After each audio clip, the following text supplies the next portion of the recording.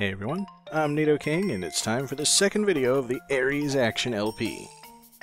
Nothing much has changed on the menu screen, so let's go right ahead to Eryi's house.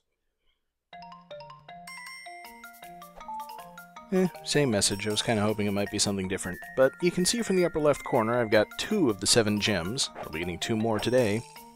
And yes, the house tries to kill you in increasingly insidious ways the more times you start the game.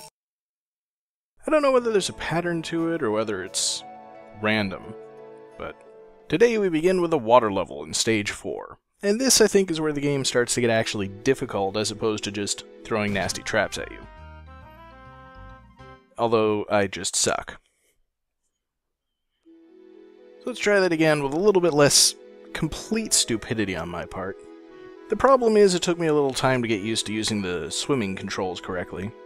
I'm so used to games where you have to keep hitting the jump button to swim. In this one, you can just hold the jump button and swim.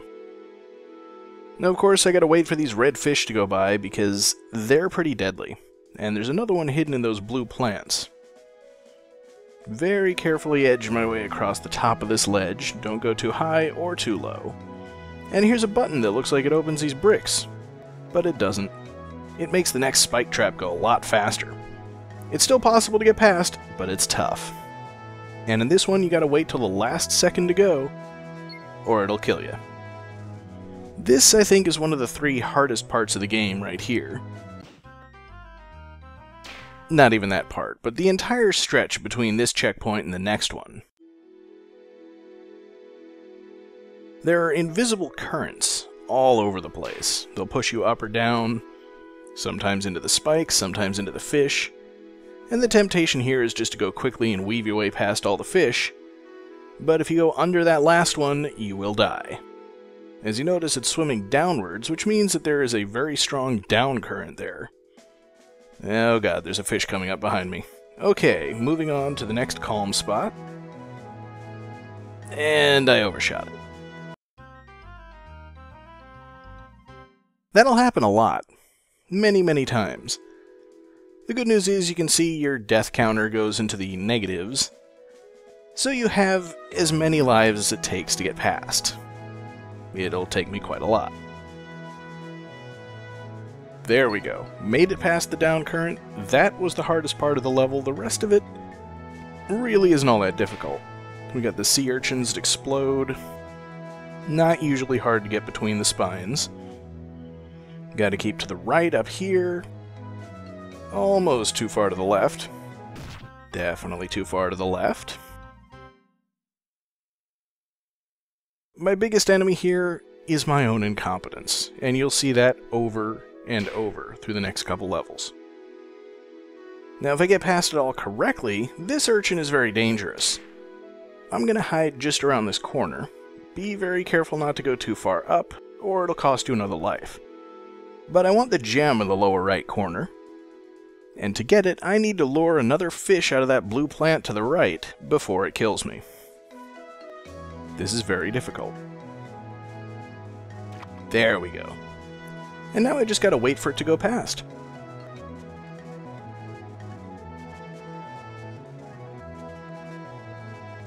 Patience is key to almost everything in this game. And now I can quickly get to the one pot in the entire game that you want to enter. And it also happens to be a checkpoint, which is fortunate because you're probably going to die here. The frog itself isn't the threat, although if you touch the flagpole now, you die. Because he comes back. And if you jump too late, he'll kill you on the way out of the screen. I'll show you in the death montage just how tight the timing is. But for now, I'm done with that level. It's on to level 5, the mine, which starts you off with some very tricky traps, like jumping you right next to a flower, and you better hurry up and jump on that bird, because if the bird hits the switch, you're dead. Granted, I say that a lot about this game. For example, you don't want to touch the floor here. That's a nice obvious one. You also don't want to jump on the upward going elevator. And now it's a simple matter of blowing up the wall so we can proceed. Fail to make a big enough hole, and you're dead. Hey, remember the Kaizo Mario trap? Not gonna catch me off guard this time.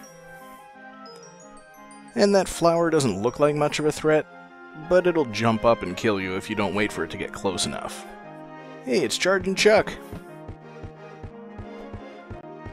He's no threat at all. You don't want to go the top way because you can't grab those red bullets. They will kill you. And now, for what I think is the toughest part of this level, although I usually manage to get by it okay. Very tricky timing though, and that one solid block will kill you. The gem up in the upper left is the easiest one to get by far. You just jump from this elevator. A little bit farther than that, I suppose. The elevator's really slow, which is good, because if it goes off the top of the screen, you just fall down. I guess this is one I don't have to show you in the death montage. There's no way to start the elevator again.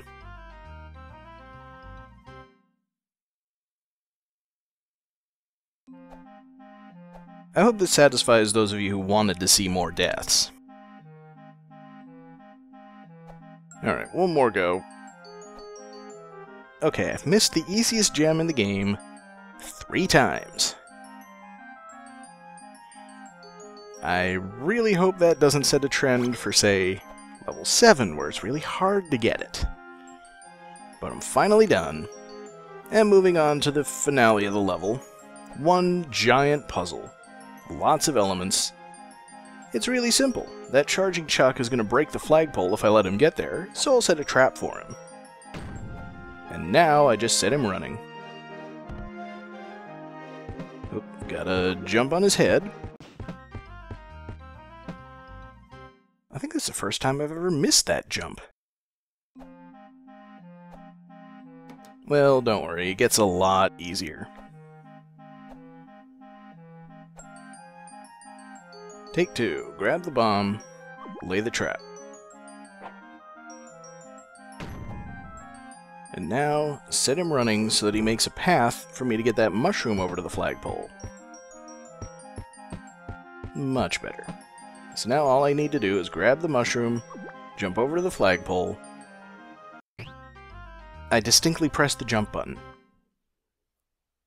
I promise you.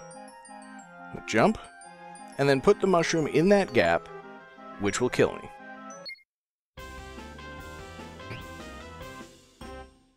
Fortunately, it's a really obvious trap. And with that bit out of the way, it's time to move on to level 6, the second boss. This guy looks like kind of a boxing robot or something. Rock'em sock'em robot.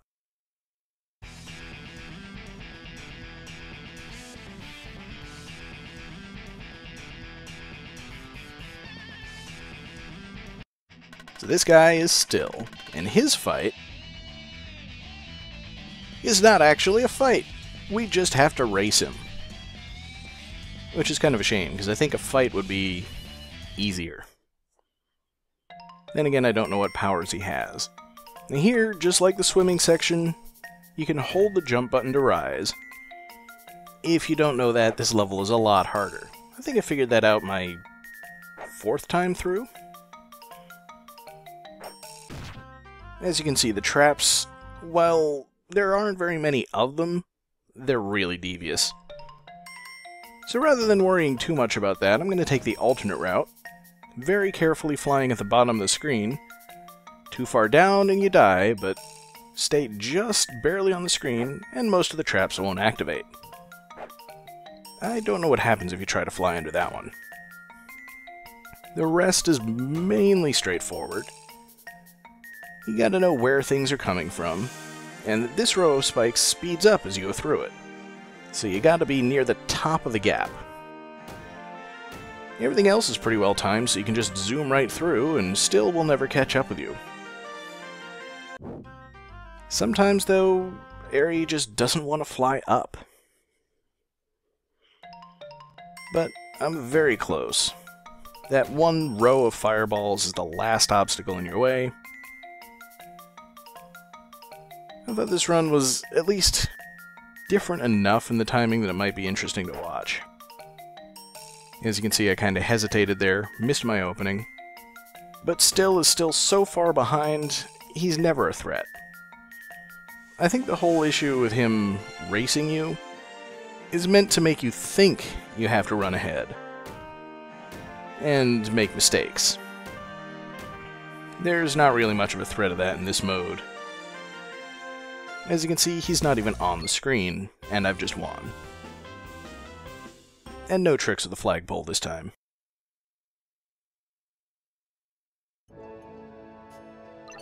So that was the second set of levels. Next time we'll be looking at an ice level done right, as well as a fortress. But for now, let's go back and check out the death montage, starting with a couple things that I missed in the first video. Figured I'd go back and show them to you. First off, this green mushroom over here, the instant death one, is not present in the game's difficult mode, EX mode. So I was led to wonder what about this mushroom makes it more dangerous not to be there. So I thought I'd give it a try, and here's what I discovered.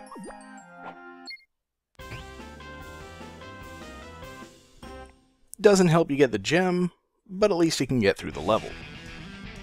Then if you return to Croco, he actually says something different the second time around. But the fight is identical, and there's no surprises here, no reason to come back, so on to the death montage with music by request.